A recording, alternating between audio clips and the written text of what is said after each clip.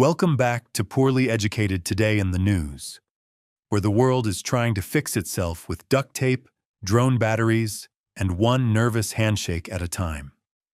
Today, we have peace deals with fine print, wars timed around summits, AI buildings thirsty enough to drink Utah, judges grabbing the rulebook, and weather acting like it got into gas station energy drinks. Segment 1. Hormuz opens, but somebody built a toll booth. The big headline is the United States and Iran have a tentative peace framework after 15 weeks of war, and President Donald Trump is telling the ships of the world to start their engines like he just opened a NASCAR marina. The Strait of Hormuz is supposed to reopen. Oil prices dropped. Markets started smiling. And every gas station sign in America briefly looked like it might stop bullying people. Pakistan helped mediate the deal. Qatar is helping with technical talks. And a formal signing is aimed for Geneva, which is where rich people go when the world is on fire. But the paperwork needs nice pens. Underneath all that is a 60-day negotiation over Iran's nuclear program, meaning the war may be paused. But the hardest part is still sitting there like a raccoon in the attic. And because this planet cannot let one normal thing happen, the deal may include maritime service fees for ships moving through Hormuz, which is a diplomatic way of saying the world's oil traffic might now have a cover charge. We spent months worrying the strait would close, and now it opens back up with Iran standing there like, "Welcome to the boat road. Please insert quarters." Markets loved it anyway, because investors will celebrate anything cheaper than yesterday, even if the fine print looks like it was written by a pirate accountant. Israel is already unhappy with the Lebanon peace. Hezbollah is still in the mix, and this peace deal is built like a folding lawn chair at a family reunion. Useful, hopeful, and one bad uncle away from collapse. Segment 2. Russia bombs before the G7 can finish the coffee. While the Middle East was trying to find the brake pedal, Russia slammed the gas in Ukraine right before the G7 summit in France. Overnight strikes hit Kyiv, Kharkiv, Dnipro, energy infrastructure, and cultural sites, including damage around the Kyiv-Pechersk Lavra, which is not just a building, but a piece of Ukraine's soul with walls. Ukraine says hundreds of drones and dozens of missiles were launched, and even if most were intercepted, enough got through to kill people, wound families, knock out power, and turn the sky into a factory accident.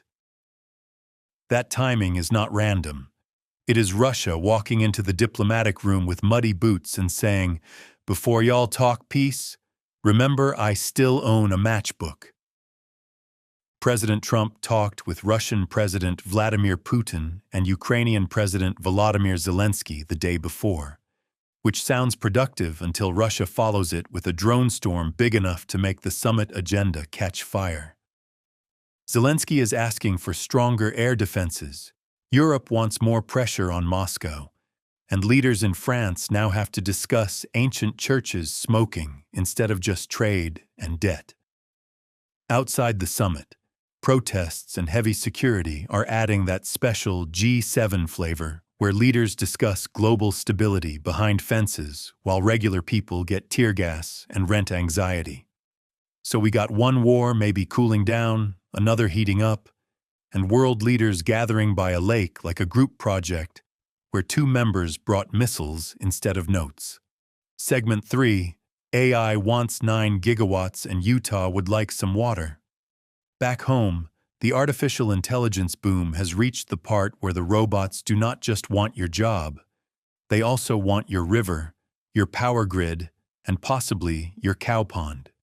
In Box Elder County, Utah, Kevin O'Leary's O'Leary Digital is pushing the Stratos AI data center campus, a proposed monster discussed at up to 9 gigawatts of power.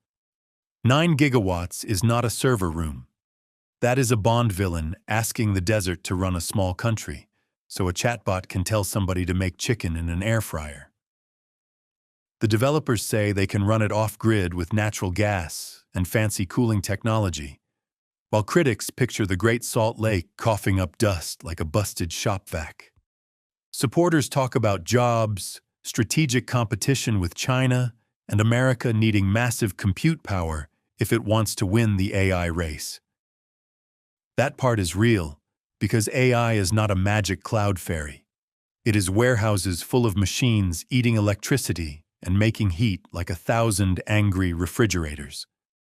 The problem is every shiny future now comes with a utility bill, a water fight, a pipeline, and a neighborhood meeting where somebody named Dale says he cannot water his tomatoes. O'Leary has agreed to shrink the footprint from 40,000 acres to around 10,000, which is still enormous. Just less accidentally bought a county enormous, proving the future may be smart, but it still needs plumbing. Segment 4. The courts tell everybody to quit freestyling. The courts also had a busy week, telling powerful people to stop treating federal law like a choose-your-own-adventure menu. The Supreme Court ruled that private parties cannot use part of the Investment Company Act to sue and undo contracts they claim violate the law, which is a win for fund boards, advisors, and people who prefer corporate warfare stay quiet and expensive. In plain English, the court said the Securities and Exchange Commission gets the main enforcement hammer, not every private litigant with a grudge and a briefcase. That matters because trillions of dollars sit in funds, and the question is whether Wall Street gets policed by an agency or chased around by lawsuits like chickens in a feed store. Then the court unanimously narrowed where prosecutors can bring document falsification cases, basically saying if the alleged falsifying happened in one district, the government cannot drag the case somewhere more convenient because the investigation lived there. That is not flashy, but venue rules are the plumbing of justice. And when the plumbing is wrong, the whole courthouse smells funny. A federal judge also blocked the administration's huge H-1B visa fee, saying a $100,000 charge starts looking less like paperwork and more like taxation wearing a fake mustache. Add in North Dakota getting federal reimbursement over Dakota Access Pipeline protest costs, and the theme is clear. Every branch is billing somebody, blocking somebody, or telling somebody they filed in the wrong barn. Segment 5. The weather, the vapes, and the birthday octagon. Meanwhile, the climate is outside acting like it missed anger management. The Pacific Northwest is dealing with extreme heat near 100 degrees in places where many homes were built with the honest belief that air conditioning was for Texans and hotel lobbies. The South and Central states are staring at brutal heat indexes. Parts of California are baking, and the Gulf region is looking at heavy rain that could flood roads, farms, and petrochemical country. Like the sky is trying to repossess Houston. This is not just weather being dramatic for television maps. Heat breaks people, power grids, crops, and emergency services, especially when factories, data centers, homes, and hospitals all want electricity at the same sweaty moment. Public health is getting dragged into the chaos pile too, because new research warns that synthetic cooling agents in vapes can mess with heart rhythm, which means clear does not automatically mean safe. It just means the danger came dressed like ice. That is America in one little cartridge. Ban the flavor, keep the chemical loophole, slap a clean label on it, and act shocked when the heart starts playing banjo solos. Johnson & Johnson is pouring big money into domestic contact lens manufacturing in Florida, which is the sensible side, because supply chains learned that just-in-time can turn into not at all real quick. And then, because reality has no editor, The White House hosted a UFC event for President Trump's 80th birthday, putting cage fighting on the South Lawn while the rest of the news screamed about wars, courts, floods, vapes, and data centers. In conclusion, today's news is what happens when global peace comes with a toll booth, war schedules itself around a summit, artificial intelligence discovers the water bill, and the courts start swatting everybody with the rulebook.